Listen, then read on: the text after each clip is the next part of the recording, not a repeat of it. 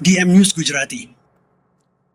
Royal international school Dhanera ખાતે કૃષ્ણ જન્માષ્ટમી મહોત્સવની ધામધૂમપૂર્વક ઉજવણી કરાઈ। રોયલ સ્કૂલ ધાનેરા ખાતે કૃષ્ણ જન્માષ્ટમી મહોત્સવનો ભવ્ય કાર્યક્રમ ધામધૂમપૂર્વક યોજાયો। નાના મોટા બાળકો કૃષ્ણ અને રાધાના વેશભૂષામાં સજ્જ થઈ શિક્ષકો સાથે તહેવારનો આનંદ માણ્યો। શિક્ષકો દ્વારા વિદ્યાર્થીઓ માટે કૃષ્ણ આરતી, મહાપ્રસાદી તથા રંગમંચ ગરબાનું આયોજન કરવામાં આવ્યું। ત્યારબાદ મટકી ફોડ સ્પર્ધા યોજાઈ, જેમાં દરેક વર્ગના વિદ્યાર્થીઓએ ઉત્સાહપૂર્વક ભાગ લઈને તહેવારના ધાર્મિક અને સાંસ્કૃતિક મહત્વને નજીકથી સમજ્યું હતું। અંતે સમગ્ર કેમ્પસ હાથી ઘોડા પાલકી જય કનૈયાલાલ કીના ઉલ્લાસભર્યા નારાથી ગુંજી ઉઠ્યો। ધાનેરા સોલર પ્લાન્ટની ચોરીનો ભેદ ઉકેલતી ધાનેરા પોલીસ। સોલર પ્રોજેક્ટમાંથી થઈ હતી કેબલ ચોરી। 5 આરોપી સાથે 6,17,145નો મુદ્દામાલ કબજે કરતી ધાનેરા પોલીસ। ફરિયાદ બાદ ગણતરીના કલાકોમાં જ ભેદ ઉકેલવામાં સફળ થઈ ધાનેરા પોલીસ ધાનેરાના દેઢા જાળીના સોલર પ્લાન્ટમાંથી થઈ હતી ચોરી। બનાસકાંઠાના ડીસા નગરપાલિકામાં શાન તિરંગા ગ્રુપ દ્વારા યોજાયા ધરણા પ્રદર્શન। ડીસામાં આવેલી હઠીલા હનુમાન ગૌશાળા તોડી પાડવાનો કરાયો વિરોધ। અંબાજીની ગૌશાળા તોડી પાડવાના કારસાના વિરોધ કરાયો છે। કાંટ પાંજરાપોળની જમીન પર વોટર ફિલ્ટર પ્લાન્ટ બનાવવાનો વિરોધ।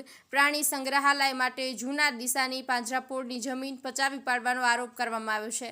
પાલિકા દ્વારા શહેરના બ્યુટિફિકેશન માટે કરવામાં આવી રહેલા ખર્ચનો વિરોધ। ડીસામાં રખડતા પશુઓને અંકુશમાં લેવામાં પાલિકા નિષ્ફળ થઈ હોવાના શાન તિરંગા ગ્રુપ દ્વારા લગાવવામાં આવ્યા આરોપ। ઉપલેટા શહેરની 30 વર્ષથી પણ વધુ સમયથી અનેક પ્રકારની સેવા કરતી સંસ્થા માનવ સેવા ટ્રસ્ટ અન્ન ક્ષેત્ર દ્વારા આર્થિક પછાત વિસ્તારના ગરીબ લોકોને જન્માષ્ટમી નિમિત્તે મીઠાઈ ફરસાણ કીટ વિતરણ કરવામાં આવ્યા। ઉપલેટામાં માનવ સેવા ટ્રસ્ટ દ્વારા આર્થિક પછાત વિસ્તારના ગરીબ બાળકોને દરરોજ સાંજે સંસ્કાર કેન્દ્રના માધ્યમથી ભણાવવામાં આવે છે। એ બાળકોને જન્માષ્ટમી નિમિત્તે ફરસાણ કીટ વિતરણ કરાયા હતા, જેના મુખ્ય દાતા તરીકે નીરજભાઈ કોઠારી, કલ્પનાબેન કોઠારી અને તેમના મિત્ર વર્તુળ દ્વારા 62થી વધુ કીટ દરેક ઝૂંપડીના અને દરેક ખાસ કરીને માનવ સેવા ટ્રસ્ટના અભ્યાસ કરતા બાળકોને ઘરે જઈને ફરસાણ મીઠાઈ કીટ આપવામાં આવી હતી। તેમજ અમેરિકામાં રહેતા ખેરાજભાઈ ખાંટ, જેમના તરફથી 50 કિલો ફરસાણ અને 50 કિલો મીઠાઈ તેમના પ્રતિનિધિ દિલીપભાઈ ભૂત તરફથી મળેલી હતી। આ સાથે જ સંસ્થા દ્વારા દર વર્ષે આપવામાં આવતી કીટ મુજબ કુલ 260થી વધુ પરિવારોને માનવ સેવા ટ્રસ્ટ દ્વારા મીઠાઈ ફરસાણ કીટ તેમના ઘર સુધી તેમજ ઉપલેટા શહેરના અમુક ગામડાઓમાં પહોંચતી કરવામાં આવી હતી। શ્રી માનવ સેવા ટ્રસ્ટ વતી સીડી પટેલ, અર્જુન સોલંકી, અરુણાબેન સોલંકી, કલ્પનાબેન કોઠારી તેમજ ટીચર ગુંજન પરમાર ખાસ સેવામાં હાજર રહ્યા હતા।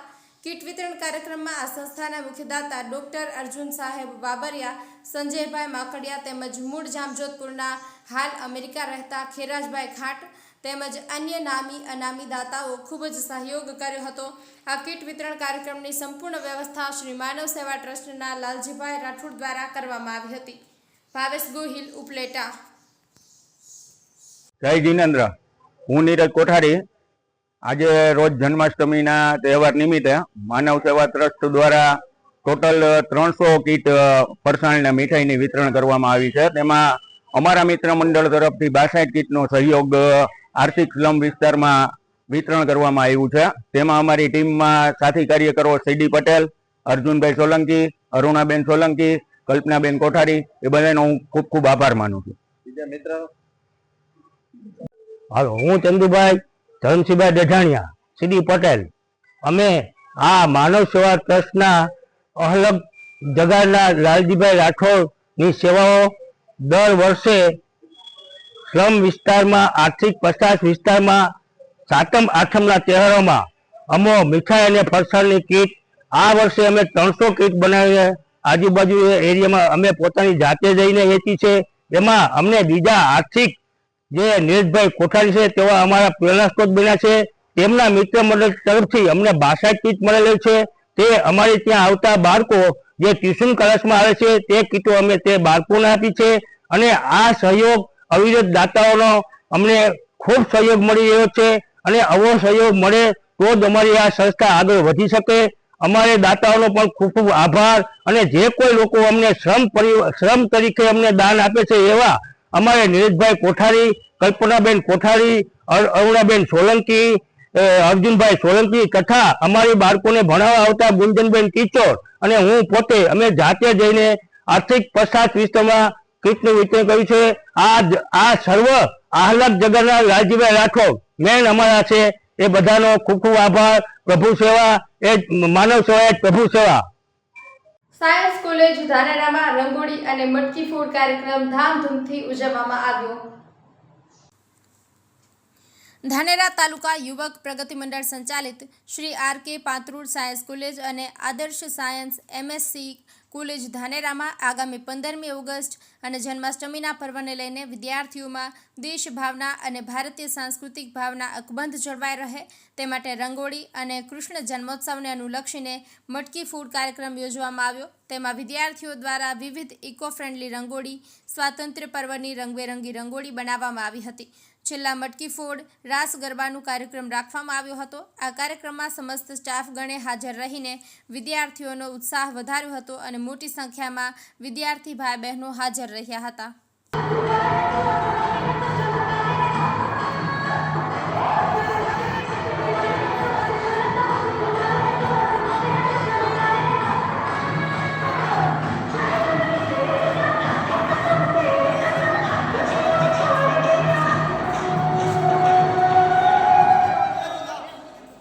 બનાસકાંઠામાં સક્ષમ શાળા એવોર્ડ 2024-25 અંતર્ગત જિલ્લા કક્ષાએ શહેરી કેટેગરીમાં ધાનેરાની પીએમ શ્રી ધાનેરા પ્રાથમિક શાળા 1 પ્રથમ ક્રમે વિજેતા.